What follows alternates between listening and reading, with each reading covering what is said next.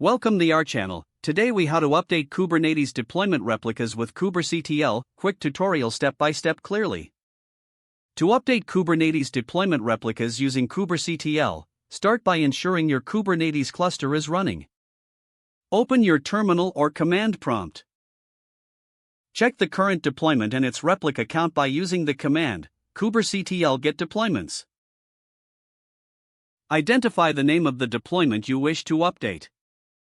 Use the following command to scale the deployment: kubectl scale deployment, deployment name, replicas sadface desired replicas.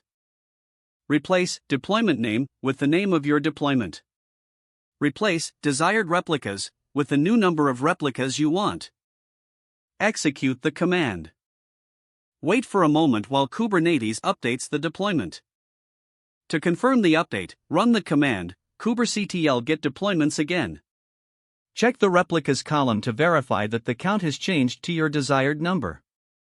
If the change is reflected, your update was successful.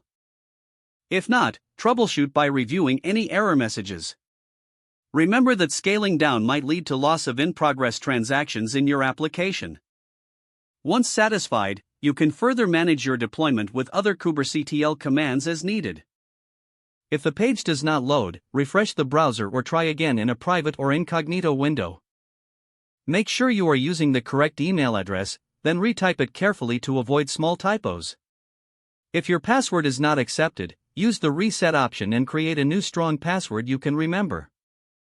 Check your spam folder for verification or security emails, then complete any requested confirmation steps. Enable two-factor authentication if available to improve account security and reduce unauthorized access risk. After signing in, review your profile details so your contact information and settings are accurate and current. If you see an error message, note it down and try again after restarting your device and internet connection. Log out when you finish, especially on shared devices, to keep your account and payment information secure.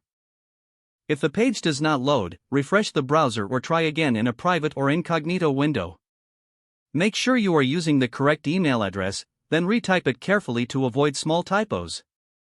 If your password is not accepted, use the reset option and create a new strong password you can remember. Check your spam folder for verification or security emails, then complete any requested confirmation steps. Enable two-factor authentication if available to improve account security and reduce unauthorized access risk. Don't forget to like this video and subscribe to our channel for more step-by-step tech guides.